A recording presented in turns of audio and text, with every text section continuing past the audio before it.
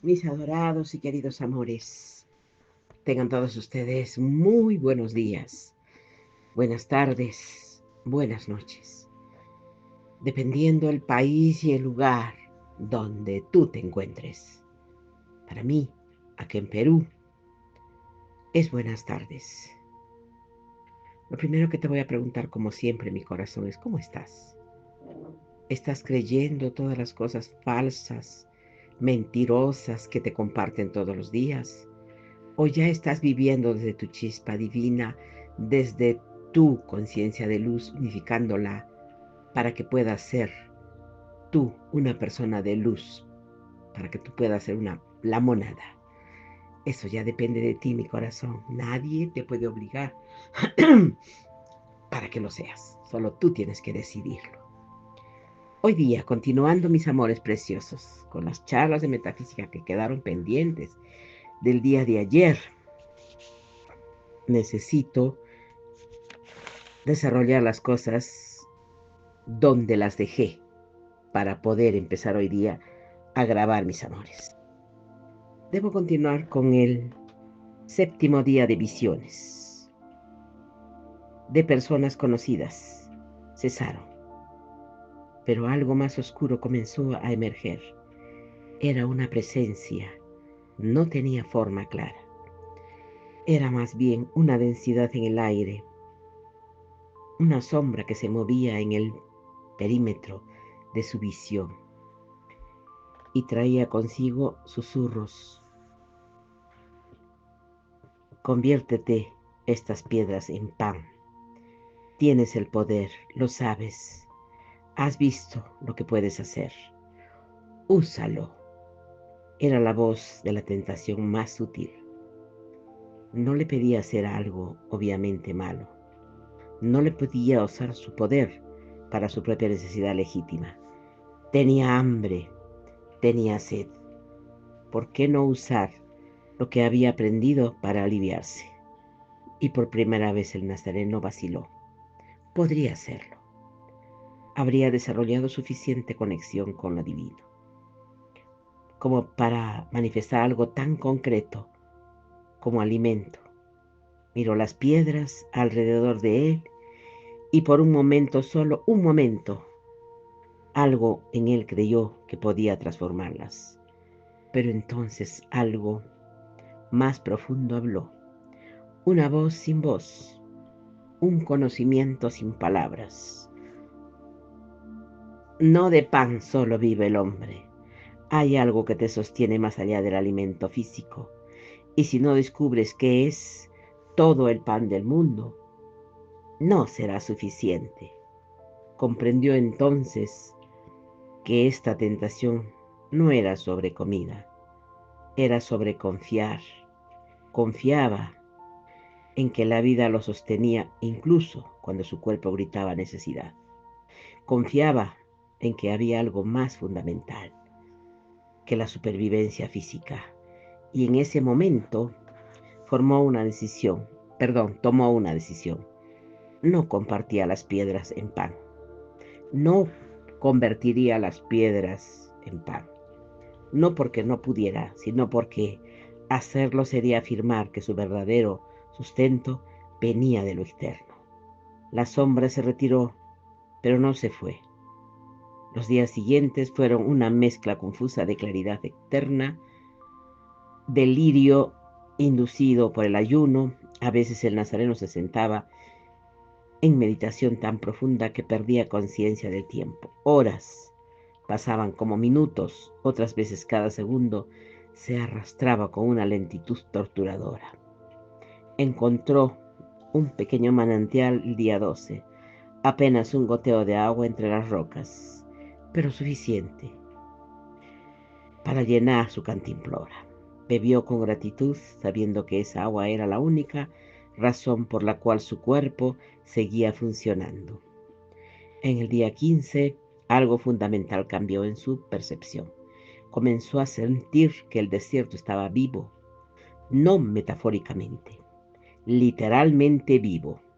Cada roca, cada grano de arena, cada corriente de aire tenía conciencia. No conciencia como la humana, sino una presencia elemental antigua, y esa presencia le hablaba no como una palabra, sino como sensaciones, con conocimientos que simplemente aparecían en su conciencia. El desierto le mostró que la vida no necesitaba mucho para existir. Las plantas aquí sobrevivían con casi nada de agua. Los animales se adaptaban a los extremos de temperatura. Todo tenía una resiliencia incorporada, una voluntad de existir que no dependía de condiciones ideales. A él era parte de eso. Su cuerpo, aunque débil, seguía funcionando. Su corazón seguía latiendo. Sus pulmones seguían respirando. Algo lo sostenía más allá de su voluntad consciente. Al día 20, la tentación regresó, esta vez más sutil. La sombra le mostró visiones de todo lo que podría lograr si usaba su poder correctamente. Podría convertirse en líder, podría reunir seguidores, podría, con la autoridad que emanaba en él, influir en reyes y gobernantes. Mira, susurraba la presencia oscura, todo esto te daré si postrando me adorares. Y de nuevo el Nazareno reconoció la tentación. No era la sombra externa, era su propio ego, su propio deseo de significancia, de importancia, de dejar una marca en el mundo. ¿Qué estaba mal con querer influencia si la usaba para el bien? Nada y todo. Nada si esa influencia surgía naturalmente de su alineación con lo divino. Todo si la buscaba desde el deseo del ego de ser especial. El verdadero poder comprendió no buscar, dominar, no buscar, controlar, simplemente es, y al ser completamente auténtico, transforma todo lo que toca. Pero en el momento en que lo buscó, en el momento en que lo quiero para mí, deja de ser verdadero poder y se convierte en manipulación. Rechazó la visión de nuevo, la sombra se retiró. Los días del 20 al 30 fueron los más extraños. El Nazareno ya no sentía hambre. Su cuerpo había entrado en un estado que algunos llamarían cetosis extrema, otros ayuno místico. Estaba consumiendo sus propias reservas, pero algo más estaba sucediendo. Era como si estuviera siendo alimentado por algo no físico. Su mente estaba extraordinariamente clara. Las visiones habían cesado. Ya no habían tentaciones. Solo había presencia. Se sentaba durante horas, días, incluso sin moverse, en un estado que no era exactamente meditación. Era más bien una comunión, un fundirse con el todo. Sintió la rotación de la tierra, sintió la luz de las estrellas. Aunque fuera de día, sintió la interconexión de todo lo viviente en una red de conciencia que abarca el planeta entero, y comprendió algo fundamental. Él no era un individuo separado, era un nodo en esa red, un punto de conciencia a través del cual el universo se experimentaba a sí mismo. Cuando miraba una piedra, no era él mirando la piedra, era la conciencia única mirándose a sí misma a través de dos formas diferentes. Esta comprensión no era individual, era experiencial, visceral, innegable. El día 35 tuvo la experiencia culminante. Estaba sentado al amanecer en la cima de una colina rocosa, mirando el sol emerger, y en ese momento algo en él se disolvió completamente.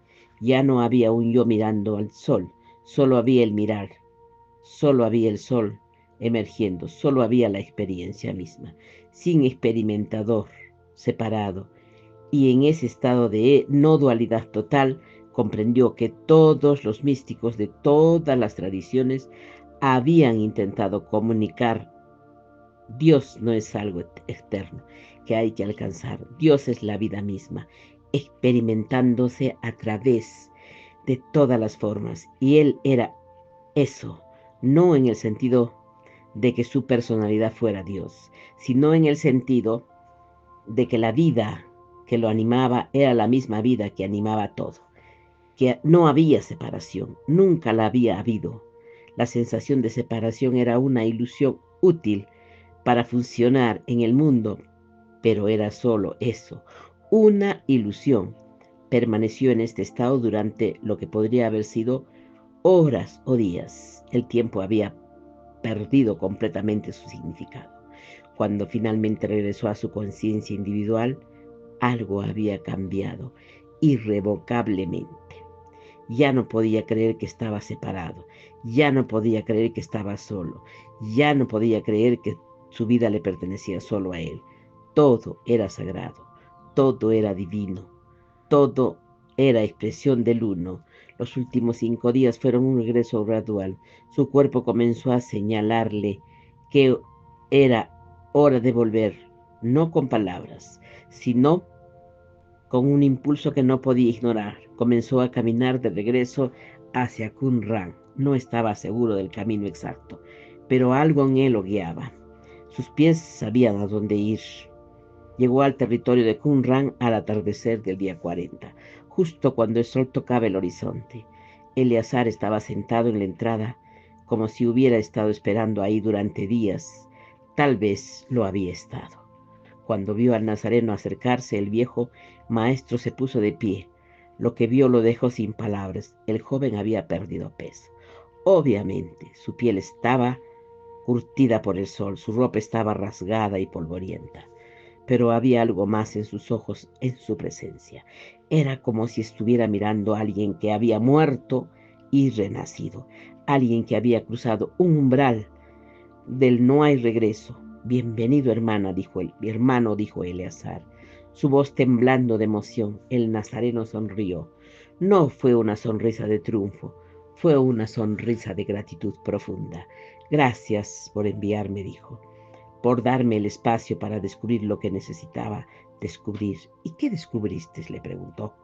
Y el nazareno miró al cielo, que se oscurecía, donde las primeras estrellas comenzaban a aparecer. Luego miró a Eleazar directamente a los ojos y dijo: descubrí que lo que me sostiene no es la comida, no es el agua, no es siquiera el aire. Lo que me sostiene es la vida misma, y esa vida es consciente, es inteligente, es amorosa y no está separada de mí.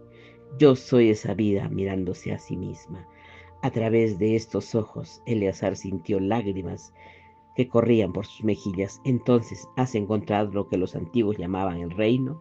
Sí, respondió Jesús de Nazareno, pero no está donde pensaba, no está en algún futuro después de la muerte, está aquí, ahora, disponible en cada momento para quien aprende a verlo. Esa noche la comunidad entera se reunió para escuchar el relato de 40 días, y cuando el nazareno habló, lo hizo con una autoridad que no venía de él, sino a través de él. Ya no era solo un aspirante espiritual, ya no era solo un iniciado prometedor, era alguien que había cruzado el otro lado y había regresado, alguien que había visto la verdad fundamental y ahora la llevaba en cada célula de su cuerpo. Y todos lo sintieron, incluso Simón, incluso los escépticos, porque cuando la verdad es vívida, no necesita ser defendida, simplemente es reconocida, y el mundo nunca volvería a ser el mismo. Capítulo 6. El silencio que vence al poder. Roma gobernaba con espadas y legiones. Los sacerdotes gobernaban con leyes y tradiciones. Pero ese día todos ellos descubrieron que hay algo más poderoso que cualquier ejército o autoridad religiosa: la presencia de alguien que ya no necesita defenderse. 3 meses después del regreso del desierto, llegaron visitantes inesperados a Qumran. Era inusual que extraños encontraran el camino hasta la comunidad. Estaba deliberadamente aislada, oculta, en uno de los lugares más inhóspitos de Judea. Por ese día, el mediodía, los hermanos que vigilaban las colinas circundantes vinieron corriendo con noticias alarmantes. Una delegación se acerca y no era doquier delegación. Habían romanos entre ellos. Eleazar reunió rápidamente a los líderes de la comunidad. Los esenios tenían una relación compleja con Roma, no colaboraban activamente con los ocupantes como lo hacían los saduceos, pero tampoco se rebelaban abiertamente como los elotes. Mantenían una postura de separación estudiosa, pagando sus tributos cuando era necesario, pero manteniendo su su autonomía espiritual. Sin embargo, que Roma viniera directamente a ellos era preocupante. ¿Qué buscan?, preguntó uno de los ancianos. No lo sé, respondió Eleazar, pero sea lo que sea, debemos recibirlos con la dignidad de nuestra orden. Somos hombres de paz y no tenemos nada que ocultar, excepto, pensó Eleazar, pero no dijo en voz alta que tenía entre ellos alguien que estaba empezando a atraer atención, el Nazareno. Desde su regreso del desierto algo había cambiado, no solo en él, sino en cómo otros reaccionaban ante él. Visitantes ocasionales a la comunidad, comerciantes que pasaban por el camino, incluso beduinos del desierto que normalmente evitaban a los esenios, todos pedían ver al maestro silencioso.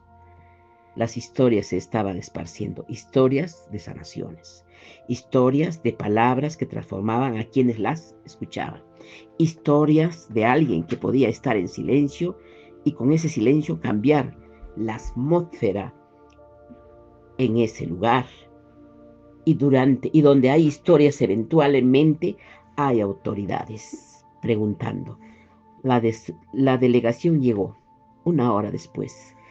Eran 2 centuriones romanos con sus armaduras brillando bajo el sol implacables, 3 escribas de Jerusalén con sus túnicas adornadas y un traductor. Eleazar salió a recibirlos en la entrada principal.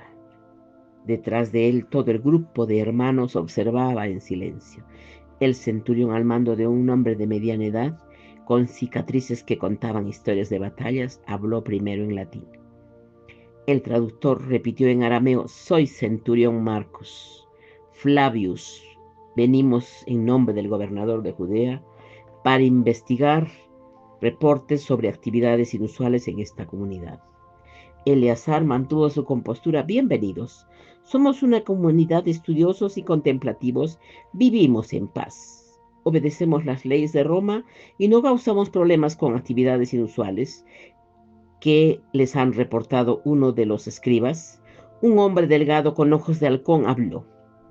Hemos escuchado de un hombre aquí que practica artes místicas, que sana a enfermos, que habla con autoridad sobre asuntos de Dios sin tener educación formal en las sinagogas. Tal persona necesita ser examinada para determinar si está enseñando herejías o está perturbando el orden público. Y así, eso era, no venían por la comunidad, venían por él.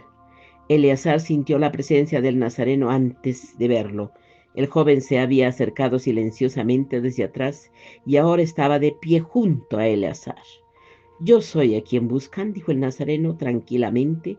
El centurión lo estudió. Era evidente que esperaba a alguien más imponente. Esta era un simple joven judío vestido con la túnica simple de los esenios, sin adornos, sin pretensiones. ¿Tú eres el que llaman el maestro silencioso? Algunos me llaman así, respondió el Nazareno. ¿Y es verdad que practica sanación, que habla sobre el reino de Dios? El Nazareno permaneció en silencio por un momento. Luego suavemente dijo: hablo sobre lo que he experimentado. Comparto lo que he encontrado. Si eso perturba a alguien, no es mi intención. La verdad a veces es perturbadora, simplemente porque es verdad. El escriba dio un paso al frente. ¿Y qué verdad es esa que tú tienes acceso especial a Dios, que nosotros los educados en las escrituras no tenemos, era una trampa obvia. Si el nazareno afirmaba tener acceso especial, sería acusado de blasfemia. Si negaba cualquier experiencia especial, entonces admitía ser un fraude. Pero el nazareno no cayó en la trampa. Simplemente miró al escriba con esos ojos que parecían ver a través de las máscaras y no dijo nada.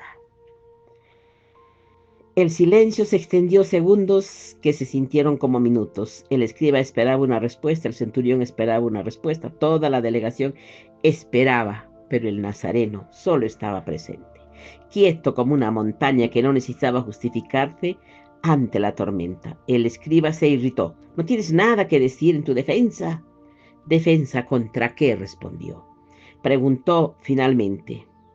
No he cometido ningún crimen, no he herido a nadie, no he forzado a nadie a escucharme. Los que vienen, vienen porque algo de ellos buscan. Lo que he encontrado, si eso es ilegal, entonces declaren las leyes claramente y me someteré a ellas, pero no me defenderé de acusaciones vagas sobre perturbar el orden cuando todo lo que hago es vivir en paz y compartir con quien pregunta. El centurión, que había estado observando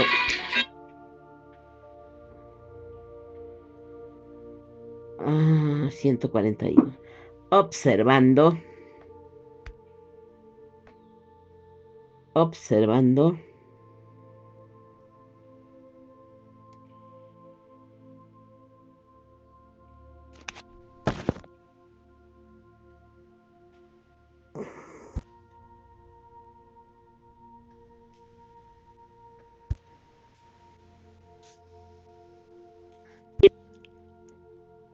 vienen porque ellos buscan lo que han encontrado.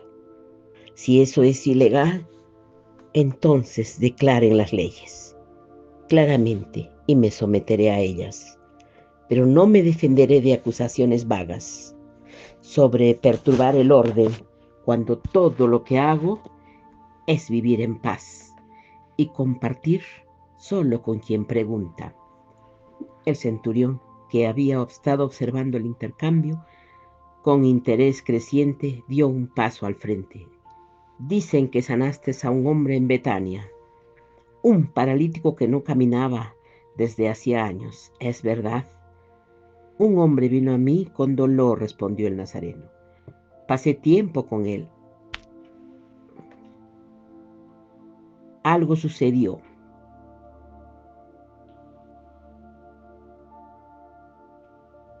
En ese encuentro que le permitió moverse de nuevo. Si eso fue sanación o simplemente la remoción de algún bloqueo interno, no lo sé. Solo sé que algo cambió. ¿Y cómo lo hiciste?, le preguntaron. No lo hice yo, sucedió. Cuando dos personas se encuentran en presencia plena, sin máscara, sin agenda, en este espacio el amor puede fluir y el amor sana. El centurión frunció el ceño. Hablas en acertijos. Hablo con la mayor claridad que puedo, respondió el nazareno. Pero algunas verdades no pueden ser explicadas, solo pueden ser experimentadas. Unos de los otros escribas, intervino, su voz cargada de desprecio. Blasfemia. Afirmas que cualquiera puede acceder a Dios directamente, sin los rituales apropiados, sin los sacrificios del templo, sin la meditación de los sacerdotes. Eso socava toda la estructura de vuestra fe. El nazareno lo miró con compasión. No vengo a socavar nada. Vengo a recordar. Los rituales son hermosos cuando apuntan hacia lo divino, pero cuando se convierten en sustitutos de la experiencia directa, pierden su poder. El templo es sagrado cuando es una casa de oración, pero cuando se convierte en un mercado, no ha perdido ya su propósito. El escriba enrojeció de ira. ¿Cómo te atreves? ¿Quién eres tú para cuestionar lo que ha sido establecido por generaciones? Y aquí el manuscrito describe algo extraordinario. El nazareno no respondió con palabras, simplemente cerró los ojos por un momento y cuando los abrió de nuevo, Había en ellos tal profundidad, tal presencia, que todos los presentes sintieron algo cambiar en el aire. Era como si la atmósfera misma se hubiera vuelto una densa más cargada. Y en ese espacio cargado, cada persona allí sintió algo que no podía ser explicado racionalmente. El centurión sintió que todas sus batallas, todas las vidas que había tomado, todas las órdenes que había cumplido sin cuestionar, todo eso era visto, conocido y no juzgado, sino comprendió en un contexto más grande. Los escribas sintieron que sus años de estudio, sus debates sobre la ley, su orgullo por su conocimiento, todo eso era vista como lo que era, un intento legítimo de acercarse a Dios, pero también un posible obstáculo si se convertía en la única manera permitida. Y todos, incluso los soldados que no tenían interés en asuntos espirituales, sintieron algo más fundamental. Sintieron que estaban en presencia de alguien que los veía completamente, que los aceptaba completamente y que no necesitaba nada de ellos. Y el silencio se extendió y entonces, para sorpresa de todos, el centurión habló. Tu silencio pesa más que 1000 palabras, dijo su voz, con un tono de respeto que no había estado allí antes. He interrogado a muchos hombres. Algunos suplican, algunos amenazan, algunos se defienden con argumentos elaborados, pero tú simplemente estás y hay algo en esa simple presencia que es más contundente que cualquier argumento. Se volvió hacia los escribas. No veo crimen aquí, veo a un hombre viviendo su verdad. Si eso perturba a algunos, quizás el problema no es él, sino lo que su presencia revela en ellos. Los escribas estaban indignados. Este hombre está socavando la autoridad del templo. Está enseñando que cualquiera puede acceder a Dios sin los canales apropiados. Y eso es falso, preguntó el centurión. Luego, con una sonrisa irónica, añadió: yo soy romano. No creo en tu Dios judío, pero he visto suficiente en el mundo para saber que el poder real no se encuentra en instituciones, se encuentra en personas que han descubierto algo verdadero. Y este hombre señaló al Nazareno: ha descubierto algo.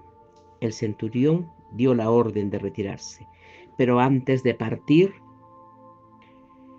se acercó al Nazareno. Una pregunta, dijo en voz baja: ¿cómo aprendiste a no temer? El Nazareno lo miró con calidez. No es que no tenga miedo, es que he encontrado algo más grande que el miedo. He encontrado algo que lo que realmente soy no puede ser dañado por nada externo. Puede herir este cuerpo, pueden calumniar este nombre, pero lo que soy esencialmente es intocable. El centurión asintió lentamente, como si estas palabras resonaran con algo profundo en él. Luego dio media vuelta y condujo a su delegación de regreso. Por el camino del desierto, los escribas se fueron con él, murmurando entre ellos, claramente insatisfechos con el resultado, pero no tenían base legal para actuar.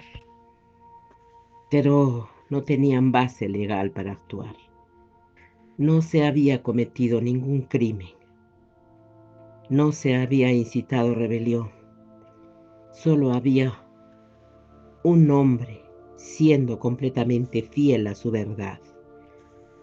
Cuando la delegación desapareció en la distancia, los hermanos del Qumran estallaron en murmullo excitado. ¿Qué acababa de suceder? ¿Cómo era posible que Roma se fuera sin tomar acción? Pero Eleazar sabía algo, había presenciado algo que pocos ven en su vida. En el momento en que el poder verdadero encuentra al poder falso y el falso reconoce que no puede competir porque el poder que viene de la autoridad externa, de títulos, de ejércitos, de posiciones, es siempre vulnerable. Necesita constantemente defenderse, afirmarse, probar su superioridad. Pero el poder que viene de la conexión profunda con la verdad no necesita nada de eso. Simplemente es. Y al ser tan completamente, revela la fragilidad de todo lo que es artificial. Esa noche Eleazar llamó a toda la comunidad a reunión. Hermanos, comentó, hoy hemos presenciado algo importante. No solo la valentía de nuestro hermano al enfrentar autoridades sin miedo, sino algo más profundo. Hemos visto que el verdadero poder no necesita defenderse. Miró al nazareno que estaba sentado entre los demás hermanos, sin propósito especial, sin buscar reconocimiento. Durante años les he enseñado sobre el silencio, sobre la quietud, sobre la búsqueda de Dios en la intimidad de sus corazones. Pero hoy comprendí algo nuevo. Ese silencio, esa quietud, no es solo para nuestro propio desarrollo espiritual. Es la base del poder más grande que existe, el poder de ser completamente auténtico. Simón, que había estado relativamente quieto desde el incidente de Yur-Kumfur, finalmente habló. Su voz ya no tenía el tono de confrontación anterior. Tenía algo más, curiosidad genuina. Maestro Yeshua, dijo, usando por primera vez ese título. ¿Cómo aprendiste a permanecer en silencio cuando te acusaban? ¿No sentiste la necesidad de defenderte? El nazareno sonrió gentilmente. Hermano Simón, sentí esa urgencia. Mi mente humana quería explicar, justificar, demostrar, pero había algo más profundo que esa urgencia. Una quietud que me recordaba, no necesito que nadie comprenda para que mi verdad sea válida. No necesito ganar argumentos. Solo necesito ser fiel a algo que he encontrado. Pero ¿y si te hubieran arrestado? Preguntó otro hermano.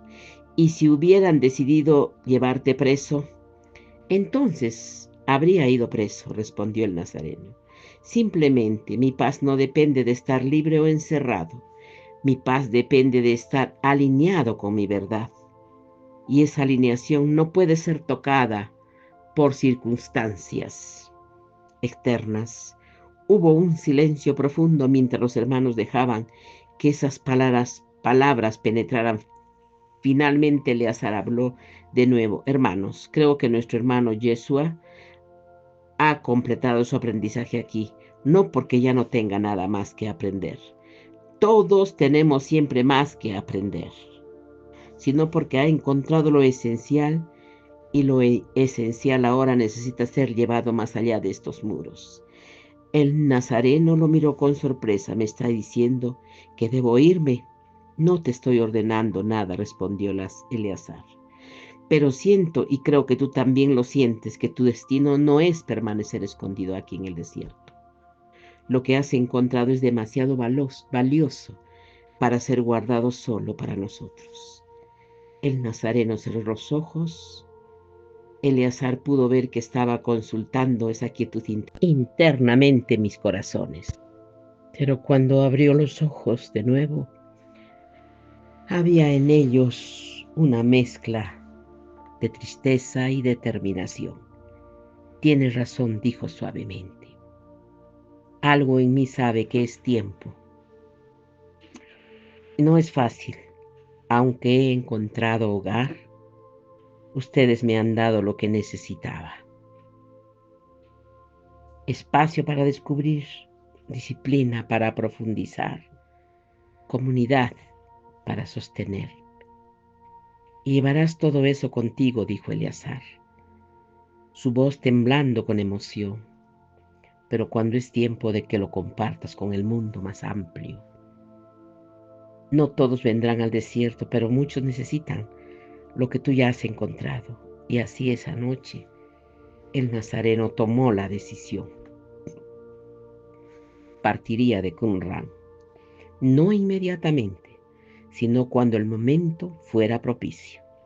pero partiría, y lo que había comenzado en esas cuevas del desierto, lo que había sido forjado en 40 días de soledad absoluta, lo que había sido refinado en meses de práctica y enseñanza, todo eso estaba a punto de ser llevado al mundo y el mundo nunca más volvería a ser el mismo. Capítulo 7. El eco eterno. Escribo esto en mi último aliento. Mis manos tiemblan, la tinta apenas fluye, pero debo terminar este testimonio mío, porque lo que vi y lo que viví, lo que aprendí de ese joven del norte, eso debe ser preservado, aunque sea en un pergamino, que tal vez nadie lo lea, aunque sea en palabras, que tal vez sean llamadas herejía. Debo escribirlo, lo siento así. Y así comenzó el último pergamino del manuscrito de Eleazar. Han pasado 30 años desde que el nazareno dejó Qumran. 30 años en los que Eleazar ha escuchado historias, sí, historias de un maestro que enseñaba en Galilea, historias de multitudes que se reunían para escucharlo, historias de sanaciones, de palabras que transformaban, de una presencia que cambiaba a quien la experimentaba. Y también historias de conflicto, de autoridades que se sentían amenazadas, de acusaciones, de blasfemia, de un juicio, de una crucifixión. Eleazar escuchó todo esto con un dolor profundo, con una certeza más profunda aún. Todo había sido inevitable, porque cuando su voz verdadera brilla en el mundo, solo proyecta sombras, mis amores. Y las sombras, sintiendo que son reveladas, intentan apagar su luz. Pero la luz que el nazareno había descubierto no era la luz de una persona, era la luz de su conciencia misma. Y esa luz no puede ser apagada jamás, no puede ser olvidada, no puede ser malinterpretada, no puede ser institucionalizada desde el punto de perder su esencia, pero jamás puede ser apagada. Eleazar escribe sobre el último día que vio al Nazareno. Fue una mañana de primavera. El joven había decidido que era momento de partir, no con drama, no con despedidas elaboradas. Simplemente había llegado el momento. Los hermanos se reunieron para una última enseñanza, y lo que el nazareno compartió ese día fue algo que Eleazar preservó palabra por palabra. Hermanos, comenzó el nazareno, he estado con ustedes durante casi 3 años. Han sido los años más importantes de mi vida. Aquí aprendí lo esencial, pero ahora es tiempo de llevar lo esencial al mundo. Hizo una pausa mirando los rostros de todos los que se habían convertido en su familia espiritual. Quiero dejarles algo antes de partir. No es un ritual nuevo, no es una enseñanza compleja, sino es algo simple que resume todo lo que hemos explorado juntos. Se puso de pie y pidió a los hermanos que acercaran, formando un círculo estrecho alrededor de él. Vamos a compartir un silencio, dijo.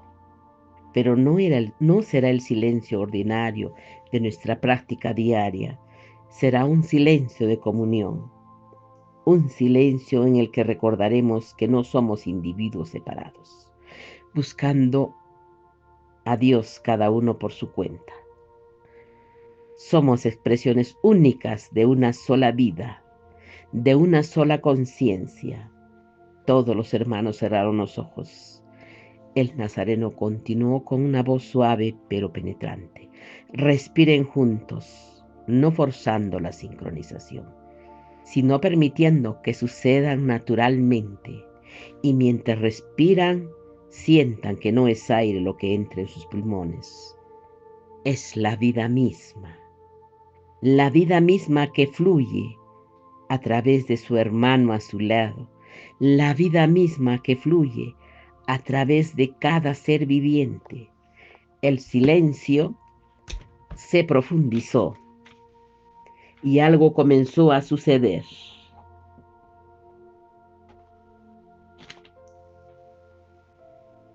Los hermanos sintieron, no imaginaron, sino realmente sintieron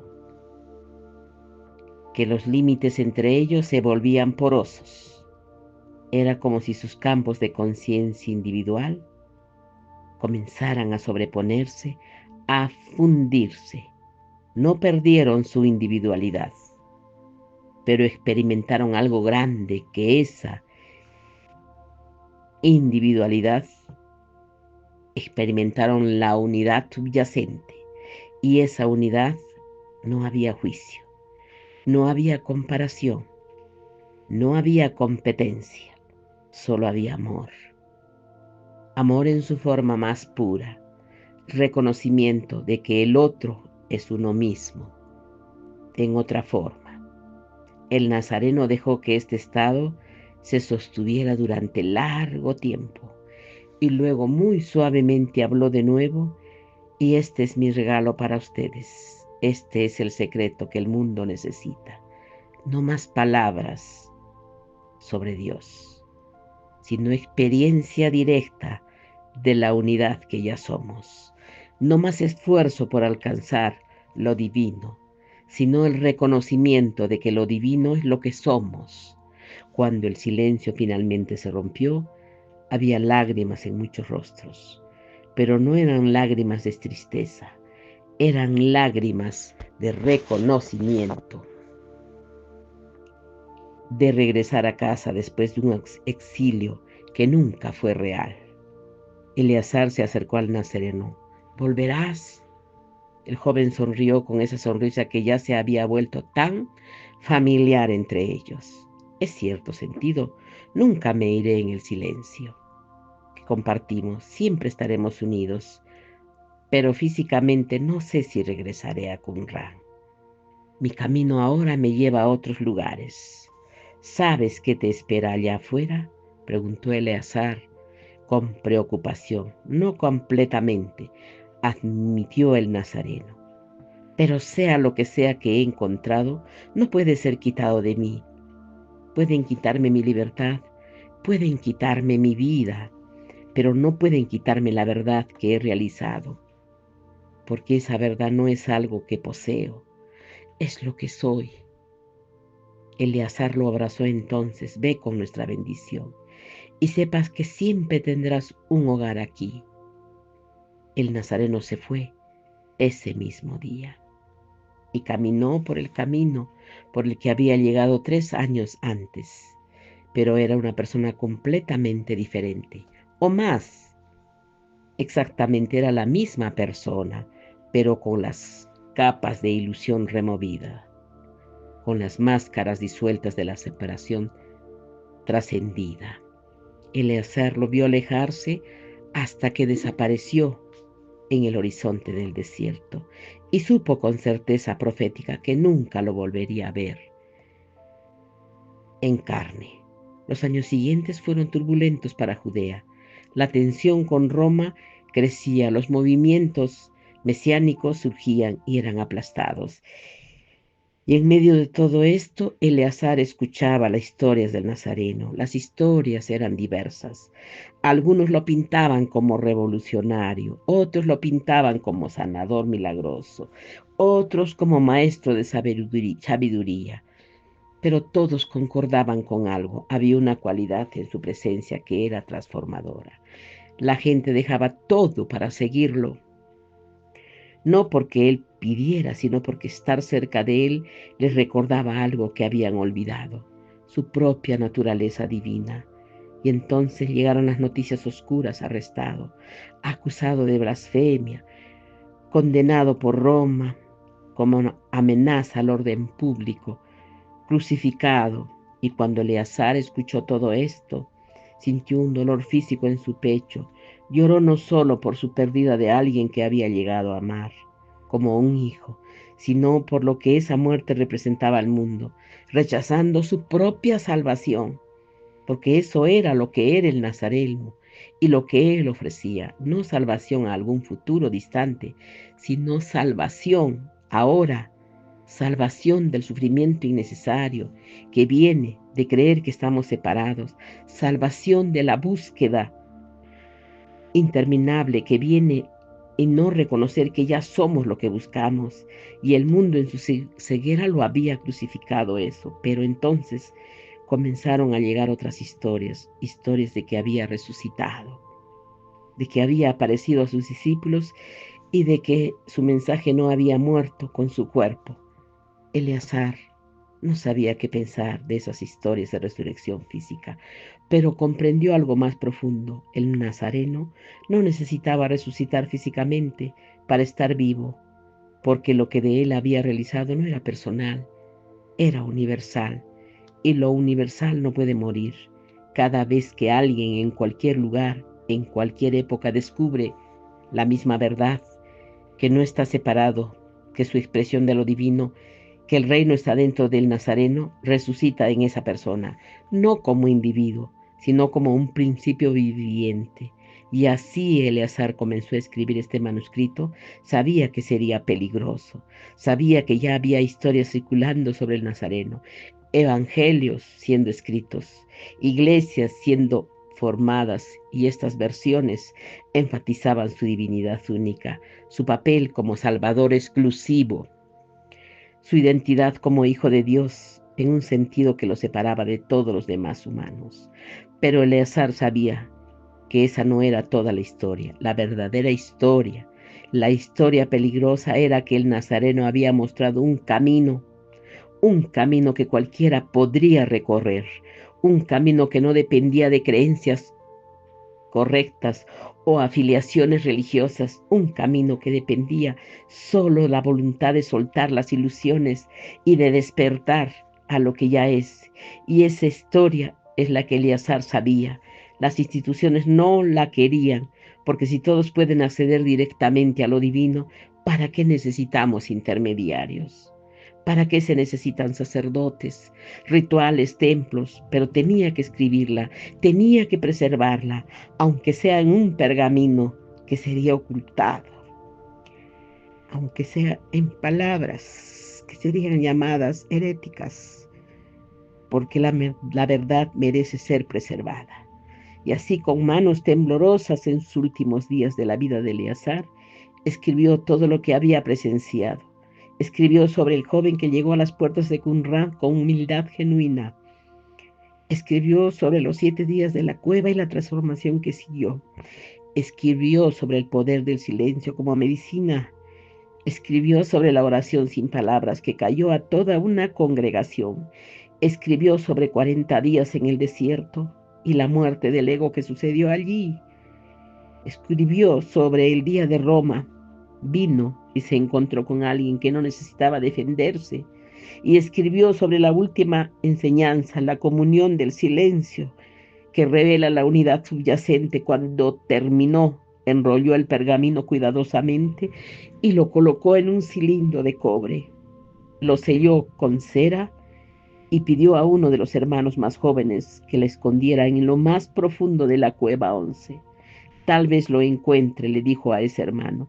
Tal vez permanezca oculto para siempre, o tal vez en algún futuro no podremos imaginar, alguien lo encontrará, y si lo encuentra espero que tenga el valor de compartirlo, porque este testimonio es solo un hombre del pasado, es sobre una posibilidad presente de cada ser humano. Eleazar murió 3 días después, al terminar el manuscrito, pues ese manuscrito permaneció oculto durante casi 2000 años, hasta octubre de 1978, cuando un arqueólogo golpeó algo metálico en la cueva 11 y allí estamos tú y yo conectados a través del tiempo por este testimonio. ¿Qué haces con él? Esa es la pregunta que Eleazar nos dejó. Podemos leerlo como historia interesante sobre una figura del pasado. Podemos debatir su identidad. Podemos analizarlo académicamente o podemos hacer lo que Eleazar esperaba. Podemos reconocer que el camino que el nazareno recorrió, algo disponible, el silencio que él cultivó, tú puedes cultivarlo. La presencia que él desarrolló, tú puedes desarrollarla. La conexión con lo divino que él realizó, tú puedes realizarla. Porque el secreto que Roma intentó borrar, el secreto que las instituciones religiosas han oscurecido, el secreto que este manuscrito preserva es que no hay nada especial que te falte. Ya eres completo, ya tú eres divino, ya eres expresión de lo sagrado, solo que has olvidado y el mundo ha conspirado para mantenerte en ese olvido, porque un mundo de personas despiertas sería un mundo donde las estructuras de poder actuales no podrían existir, pero el olvido puede ser revertido y el primer paso es el silencio, no el silencio como ausencia de ruido, sino el silencio como presencia total, el silencio que permite que las capas de condicionamiento se disuelvan, el silencio que revela lo que siempre ha estado aquí, el silencio que es la última instancia, la voz de lo divino hablándote directamente. Eleazar termina su manuscrito con estas palabras finales. Si estás leyendo esto, significa que el universo ha conspirado para que este testimonio llegue a tus manos. No es accidente, no lo es. El joven del norte nos mostró que el camino hacia Dios no está en los templos externos, sino en el templo del silencio interior que hay en tu corazón. Nos mostró que no necesitamos ser salvados por alguien externo, sino despertar a la salvación que ya somos. Durante 30 años he guardado silencio sobre lo que presencié. Respeté el misterio, permití que las historias se contaran como se contaron, pero ahora en mi último aliento siento que debo dejar este testimonio para no crear una nueva religión.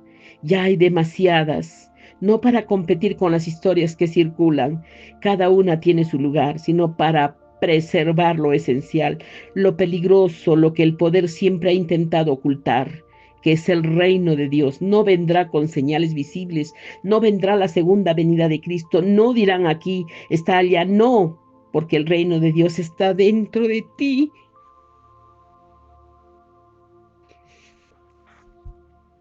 Siempre lo ha estado. El silencio no es ausencia, sino presencia plena.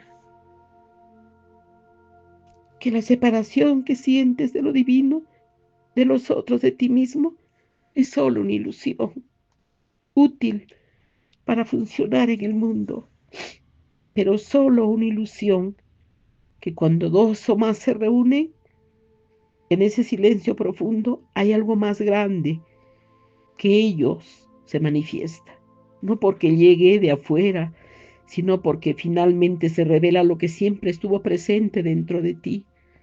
El joven nazareno caminó por este mundo durante 33 años. Solo 3 de estos años fueron visibles, pero la historia, los demás permanecieron ocultos, pero fueron esos años ocultos los que prepararon para los años visibles. Fueron los años en que el silencio, los que le dieron poder a sus palabras, fueron los años muriendo a quien creían ser, los que le permitieron ser a quien realmente era. Y ese camino, ese mismo camino exacto está disponible para ti. No necesitas venir al desierto de Qumran, aunque tú puedes hacerlo si es que así lo deseas. No necesitas ayunar 40 días, aunque puedes si a ti te llama. No necesitas unirte a nuestra comunidad o a ninguna otra comunidad, solo necesitas esto. Estar dispuesto a sentarte en silencio contigo mismo, estar dispuesto a mirar a tu reflejo sin máscara, estar dispuesto a soltar las historias que has construido sobre quién eres. Estás dispuesto a morir a quien crees ser para que puedas hacer quien realmente eres. Y si haces esto, si realmente te rindes a este proceso, descubrirás que lo que el Nazareno descubrió, que lo que buscas no está lejos, está más cerca de tu propia respiración, que lo divino no es algo que tienes que alcanzar, es lo que tú ya eres, que el hogar que anhelas, ese hogar que tú anhelas no está en algún cielo futuro, está en la paz que habita en el centro de tu mismo ser. Estas son las últimas enseñanzas. Este es el último regalo. Este es mi último aliento convertido en palabras que espero atraviesen el tiempo, el silencio que transformó al carpintero de Nazaret en el maestro que cambió el mundo. Ese silencio te espera, ese silencio te llama, ese silencio eres tú. El cilindro de cobre fue cerrado en octubre de 1978. Clasificado, archivado, ocultado. Pero la verdad que contiene no puede ser archivada, porque esa verdad vive en cada persona que, cansada del ruido del mundo, se atreve a sentarse en silencio. Ese silencio vive en cada persona que, harta de buscar afuera, finalmente mira adentro. Vive en cada persona que deja de intentar ser especial y simplemente permite ser el manuscrito de Eleazar. Nos muestra que Jesús no fue un accidente cósmico, no fue un ser único bajado del cielo con capacidades que ningún otro humano podría tener. Fue alguien que recorrió un camino de disciplina, un camino de silencio, un camino de redención. Ese camino produjo una transformación tan profunda que su presencia misma se volvió transformadora para otros. ¿Por qué fue censurado este manuscrito? Porque sus mensajes es demasiado peligroso para las estructuras del poder. Si todos pueden acceder directamente a lo divino, ¿para qué necesitan intermediarios? Y si el reino está dentro de ti, ¿para qué necesitas instituciones externas que prometan dártelo? Si la salvación es reconocimiento, no creencia, ¿qué pasa con todas las doctrinas que exigen transformación? Este manuscrito es peligroso porque empodera las estructuras que dependen de mantenerse a las personas sintiendo que necesitan algo externo para ser completas. Estas estructuras no pueden permitir ese empoderamiento. Pero aquí está, después de 2000 años en tus manos, en tu conciencia. ¿Qué harás con él? ¿Lo leerás como curiosidad histórica? ¿O seguirás tu vida sin cambiar nada? ¿O permitirás que sea Eleazar lo que él esperaba que fuera, un mapa hacia tu propia transformación? Porque eso es lo que este testimonio realmente quiere. No es la biografía de un hombre especial en el mapa de un viaje cualquiera. Puede ser el viaje del ruido, del silencio, el viaje de la separación a la unidad, el viaje del ego al ser. El viaje comienza ahora, no mañana, no cuando estés más preparado, no cuando las condiciones para ti sean perfectas, ahora, con una sola respiración consciente, con un solo momento de presencia plena, con un solo instante en el que dejes de correr y simplemente eres. Ese es el secreto de los esenios que le enseñaron al joven carpintero. Es el secreto que él llevó al mundo. Es el secreto que murió por no renunciar. Y es el secreto que ahora se te ofrece, no como creencia de adoptar, sino como la verdad que realizar el silencio te espera.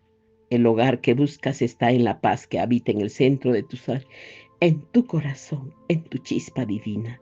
Y esa paz, esa presencia, ese silencio siempre ha estado dentro de ti y siempre estará aquí, esperándote a que tú decidas ponerlo en funcionamiento. Mis amados corazones, de verdad, acabo de terminar lo que Jesús nos dejó como un ejemplo. Me hizo derramar unas lágrimas, porque todos tenemos eso dentro. Y siento que tenemos que ponerlo activo. Debemos dar funcionamiento a esto que les he compartido. Me gustaría muchísimo que todos pensáramos y sintiéramos igual. Pero eso no depende de mí, sino depende de cada uno de ustedes. Por mi parte, cada día yo aprendo más. Cada día voy comprendiendo más que tengo que soltar apegos, que debo liberarme de todos los tabús y cosas que nos han obligado a creer como si fueran verdades. Hoy día lo comprendí una vez más, que en el momento en que mi Padre Creador venga a conversar conmigo, yo creo que ya no va a encontrar a la Betty como la última vez que vino. Ahora va a encontrar otra Betty que va a hablar ya desde su interior. Porque para mí ha sido algo muy excepcional haber terminado de compartir con ustedes esto que nos ha dejado nuestro amado Maestro Jesús con Eleazar de los Esenios. Y recién me he dado cuenta que cuando hay verdad no debemos defendernos, porque la verdad siempre saldrá a la luz. Cuando te digan una mentira que no te corresponde, no le temas, porque esa mentira no te puede dañar, no es tuya. Porque la verdad que eres tú va a salir a la luz sin defenderte y todo se clarificará para tu bien. Porque si tú no hiciste las cosas mal y te atacaron con algo que no es cierto, no tienes nada que temer. Porque la verdad se encontrará en plena circunstancia. La verdad es Dios y Dios no va a permitir que nada negativo te afecte. Gracias por estar conmigo, mis amores. Gracias por escucharme y por seguirme. Yo de verdad, hoy día ha sido para mí muy fuerte. Ha llovido en Arequipa torrencialmente y a mí me encontró en el centro de la ciudad. He llegado sopa, diría yo, mojadita por todo lado, mis botas llenas de agua. Pero no tenía miedo. Sabía que llegaría, sabía que estoy sana y sabía que mi Padre está conmigo desde mi chispa divina y desde mi conciencia de luz. Las unifiqué y me convertí en lo que yo soy, luz. Y sabía que